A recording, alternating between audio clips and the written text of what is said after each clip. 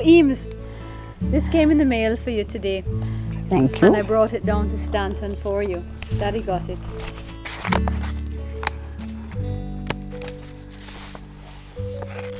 Oh my.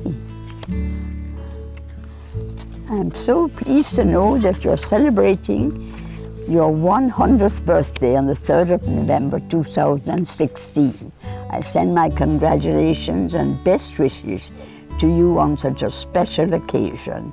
Elizabeth R. Isn't that lovely? It is. That's lovely. It's quite exciting.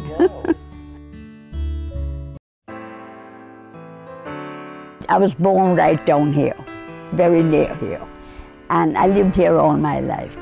We went to live in Kingston when I was 8 so that I could go to school, because there was no secondary schools in St. Thomas, that's my area.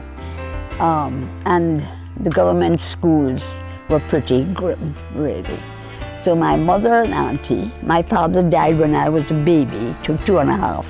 And my mother and auntie, we left St. Thomas and went to live in Kingston to send me to school because they couldn't bear to send me to boarding school. So I was a very, I guess, spoiled, privileged little girl. But they managed to not bring me up as a monster. I was at St. Andrew High School from the second term of the school's opening. So I guess I'm one of the real old girls of St. Andrew. I was the only Jewish girl in St. Andrew High School for many years, and I never ever felt any anti-Semitism. I didn't know what it was. I never knew about anti-Semitism until I went to America as a grown girl. We never had it here. Well, I'll be honest with you, when I lived in Kingston from I was a little girl, we never mixed just with Jewish families. No. We mixed with everybody. And I had no Jewish friends. I had one girl that was a Jewish girl, and all my friends were Christian children. And we never came up at all, never. No.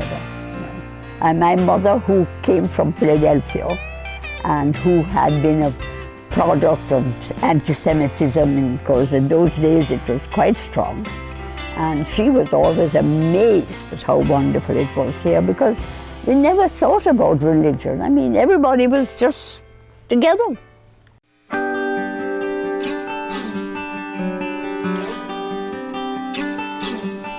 I was always Jewish, and I was always very interested in the Jewish way of life. I was not practicing, I was not good at that, but I was always very interested in Judaism.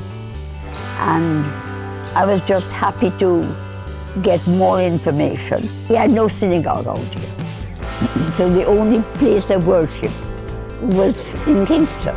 You know what it is to drive to Kingston now. Cars were slower, and when the road was better. But we didn't go to service often. It was a long way. And then my auntie drove, and it was the men coming home. We had nowhere to stay in Kingston with the men coming home at night, which we didn't do in those days. So it was difficult to practice your religion from out of the country.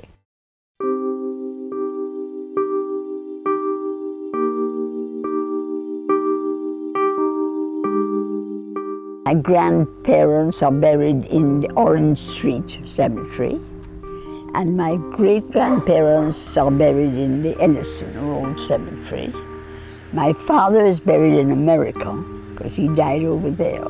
Aunt Ivy and mother are buried in Orange Street. It's very stark, and it's not a nice cemetery. It's just graves all over. No trees, no flowers, no. My grandmother and grandfather have 2 beautiful tombstones there, but it's...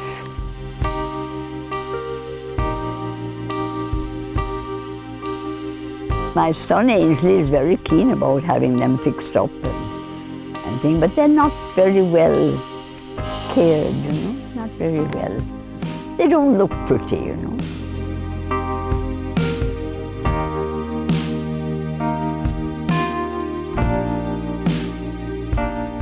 think the beauty of anything, of course, is trees. More so than flowers, because the flowers take a lot of care. But a tree just grows, you know. I mean, look at these gorgeous squander trees here. I mean, I don't know how old they are, but they must be hundreds of years. It's a very good idea if we do that, if we start that. You could start that. Plant a tree, like they do in Israel.